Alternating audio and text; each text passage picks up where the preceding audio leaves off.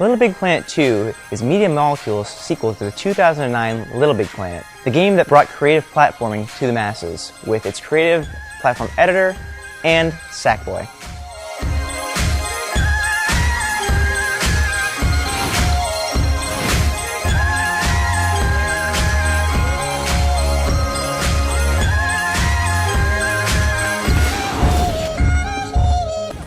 So the first pro for Little Big Planet is Sackboy, the actual character, or as Media Molecule has now renamed him, Sackthing, to be a little bit more gender friendly. The great thing about Sackboy is the fact that he's so appealing to the general masses. You can get into the game, and when you play with him, you can dress him up with different outfits, make him look really crazy, pretty much make him yours.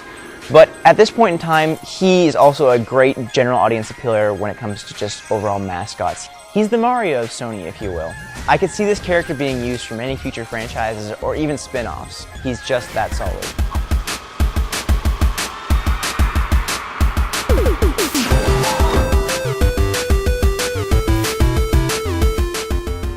Another very big pro for Little Big Planet is the creativity element, and in that is the level creator. With the level creator, you can share with your friends, share with strangers, share with pretty much anybody all the ideas that are in your head that you ever thought would be amazing for a Mario game. This level creator can be used for more things than just platforming games as well too. So far we've seen things such as shooters, a recent take on our last review, Dead Space, is on there, a Street Fighter remake.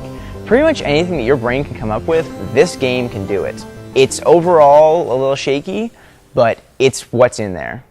Help me? Well, aha!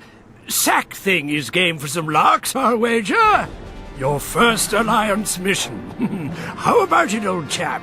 Oh, thank you, dear. The third and final pro that I could find for this game was the inclusion of voice acting. It really did help bring up the overall experience compared to Little Big Planet 1. Whereas with Little Big Planet 1, you're always just kind of sitting there reading text bubble after text bubble after text bubble, and not really getting a great overall storyline. The voice acting, it brings the characters to life. It gives them another dimension that they normally wouldn't just have. This. Just get rid of all those monsters and shut down my machine that's been hijacked into making them. Easy as pie.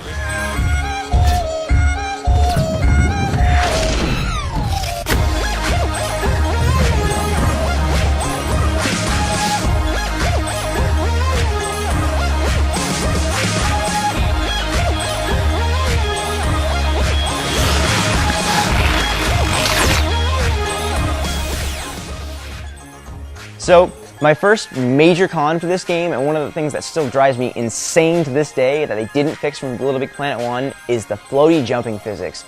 This has gotten me killed so many times in this game when I have been trying to precisely jump from one platform to the other that it's frustrating beyond belief. It's something that you wish they had fixed.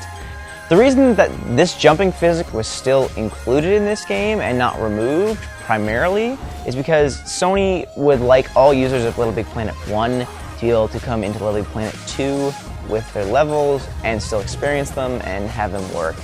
Overall, I think this is more of a detraction from the game than actually adding to it, and it should have been fixed. So, my second really big con for this game also comes from one of my pros, and that's the level creator.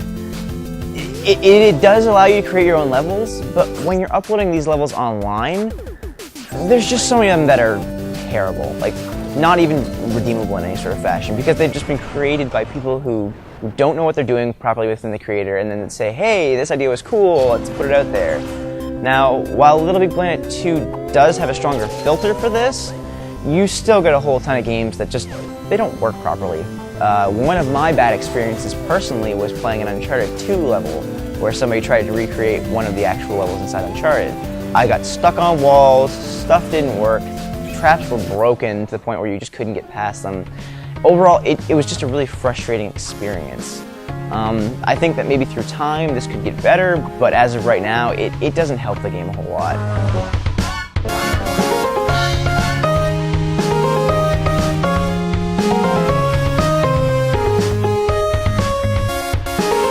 While there are very many good levels, they're far outnumbered by the amount of really terrible ones in this game.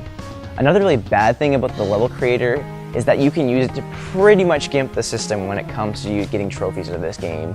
You can create levels that just drop a million different bubbles, which are the game's collectible on you, and then you immediately just get a trophy for it. So there's almost no skill when it comes to the trophies if you know you can just get rid of them through custom level design.